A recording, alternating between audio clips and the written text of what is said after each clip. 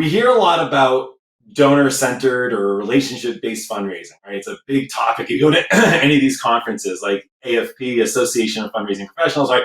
Donor-centered philanthropy, right? So that seems obvious, right? So, but in your experience, why do we need to focus so much on the relationship and not just the needs of the organization? Like, if you have a great product, then that should do it. Like, why is it being donor centric critical to the fundraising process? That's a really good question. It's funny, when I started this career, everyone said to me the same thing. They all said, it's all about the relationship, right? There was like books with that written on the front of it. It's all about the relationship. And I never really understood why, truthfully, until later in my career. It's one of those things that you hear and, you only begin to understand it like after the time when you needed to really understand it. And so, it's kind of funny like that. And so anyway, I better understand now, why it's so important. And the truth is that in our higher dollar relationships, that it's everything that's involved with that has to do with how you dig in with your donors. And in the lower level, it's really spent on, it's a little less relationship focused, a little bit more transactional in that, we sort of are doing the same thing we did last year. We're looking for increases from last year. It's focused on that. And we're talking to them about their cash rather than their wealth. And that transition from cash to wealth is really critical in this conversation. If you're going to dig into your IRA, or dedicate a life insurance policy or assign that to a charity, you really have to know that charity and trust them. And so trust building is tremendously important here. So what I'll say is that relationships are incredibly important, but they're never the same twice, right? Every relationship is different. So I can't really tell you here in this sort of webinar or podcast that we're doing exactly how to build a relationship, because they're all different. But what I can tell you is why it's incredibly important to focus on that. And that's what I took away from this statement after 15 years. So here's what I'll say. Because of the fact that they're all different, you really have to get in and understand the puzzle pieces of how you're going to guide your relationship going forward. So when we get to know a donor, we learn about their preferences, we learn about the things that they care about and their processes and passions. And so what are the things they care about, right? Why do they care about them? And then a really important one, how do they care about those things? How do they choose to do that? What does it look like in their family? Understanding why they care about those things. Well, what's the story behind that?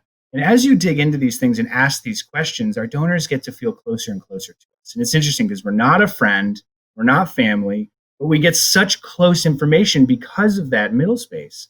And so when we hear all that, now we have these puzzle pieces in front of us, right? All this information. So now we can decide what to do with it.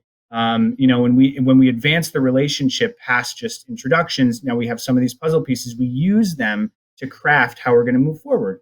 So, I'll give you an example of how this worked. I'm working with one particular donor right now, where I worked with them, not that long ago. They came on board very quickly with a high level gift. It was $1 million plus gift, and it was pretty fast. And we had an opportunity to get to know them on a different level. And I talked to them about their philanthropy, and the family said to me, we take this very seriously. They said, I get to, not I have to or I want to, but I get to wake up every morning and think about what my giving will do today. It's a privilege for them. And they took it so seriously that a few months later, just 3 months after this making this $1 million commitment, the pandemic hit. And I knew a lot of their interests, and they were particularly positioned to enjoy and be interested in some of the things that were going on with the pandemic. And we have a program like this at Emory that's able to make some serious impact. And so I said to them, you entrusted me with your deepest intentions, with what you'd really like to do with philanthropy, with regard to your family and the impact you want to make in the world. In that context, I feel it's my responsibility to put something in front of you if it fits the kind of impact you're trying to make. In earnest. And I understand that we just had a gift together, but there's incredible urgency here. would you permit me to put this in front of you? And they said, of course, we expect you to do that. So we had actually transitioned the relationship because of knowing about how they work to them expecting me to put an agreement in front of them. And so that was sort of a new way of thinking about that relationship. And that's a great example, I think, of how relationships can really take an important role. Right, and I have a similar type of lesson that I've learned from my career is that when you're new at an organization, if you're working with somebody who's coming into a role, it's really great to be able to call someone who is a donor, whether they are a current donor or someone who gave a year or two ago and they haven't given a little bit, to ask them what motivated them to give their last gift, right? Mm-hmm. Like just ask them, like some of the things that you were saying were like heavy, heavy stuff. Like, their priorities and their values and what makes them open up their wallet. Like these are big things. So that can sound very intimidating, but the truth is that when you ask them those questions, they will run with it, right? Like those are Yeah. great questions to ask. So when I have like someone who's coming into a new role and their job is to go after people who are either existing donors or past donors, the moment you ask somebody, I see that you gave to us last year, what was your motivation to give? They immediately are forced to recall, right? Like, what was the Mm-hmm. okay, fine. You're asking me why I gave. So then now they're starting to go back in their head. What was it that moved me to give? And it will probably be something along the lines of like, oh, I was inspired by this, or I was at a dinner and saw that, or whatever it was that prompted them to give, which positions them now in a healthy place to have a bigger conversation about the work of your organization while doing it from the lens or the perspective of that donor, right? It's not about me.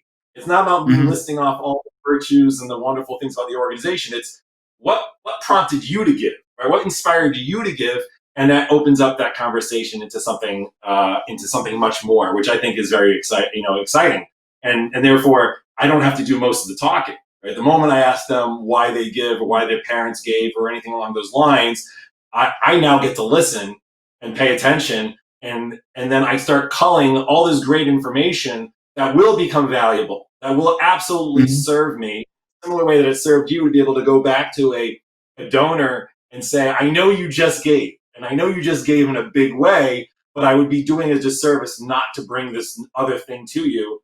Why? Because I pay attention. I was paying attention. I know what you said to me, and now here is that thing.